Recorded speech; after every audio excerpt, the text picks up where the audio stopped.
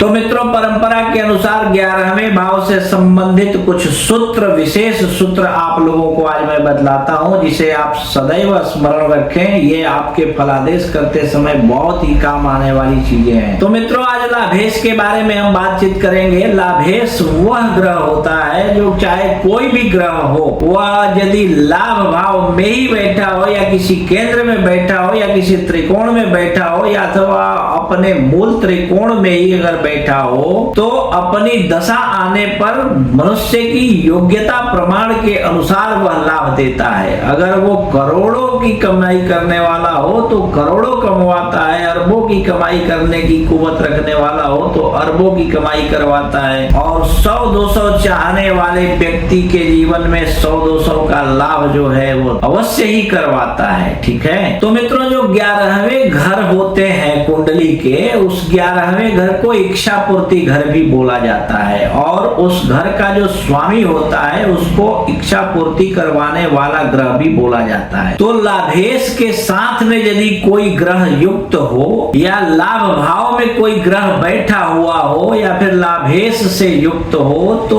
वह उन चीजों से संबंधित लाभ प्रदान करवाता है। जैसे मान लीजिए कि आपकी कुंडली का लाभेश अगर 11वें घर में बैठता है या फिर 10वें घर में या 9वें घर में बैठता है, तो 9वें घर में बैठ करके आपके भाग्य को बढ़ाता है, 10वें घर में बैठ करके आपके कार्य क्षेत्र को बढ़ाता है, और इनकम भाव में बैठकर आपके इनकम को बढ़ाता है। तो जहां जहां का मालिक उसके साथ बैठा हो, उन उन भावों से संबंधित फलों में ये वृद्धि करने वाला भी हो जाता है। तो मित्रों, लाभेश जो होता है अगर अपनी स्वराशि का हो, लाभ भाव में ही बैठा हो या फिर किसी केंद्र में या किसी त्रिकोण में या अपने मूल त्रिकोण में बैठा हो, अथवा कुंडली में कहीं और बैठा हो परंतु उच्च का हो, या फिर यूं कहें कि कुंडली के सूर्य जो होते हैं उन सूर्य के नवांश में यदि लाभेश बैठा हो, तो ये अनंत गुना लाभ इंसान के जीवन में करवाता है। तो मित्रों, ये बात आपको याद रखना चाहिए कि अगर आपकी कुंडली का लाभेश अगर सूर्य हो या फिर चंद्रमा हो, तो निश्चित है कि ये सरकारी नौकरी में जातक को लेके जाता है और वहां से उसको निरंतर लाभ की प्राप्ति होते रहती है। अगर मंगल हो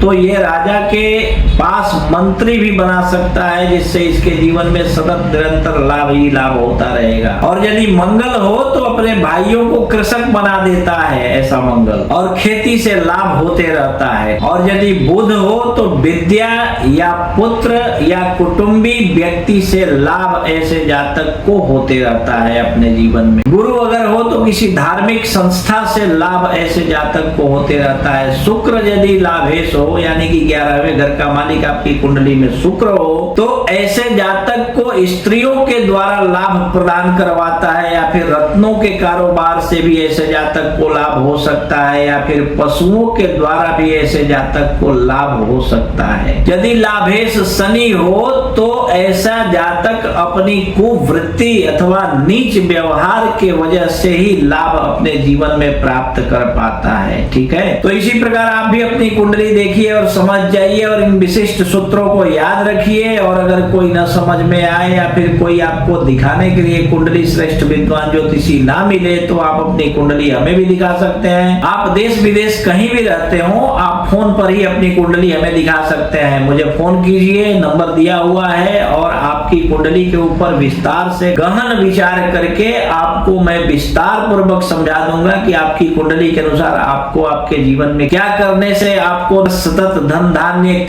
ऐश्वर्य की वृद्धि आपके जीवन में होती रहेगी। ठीक है।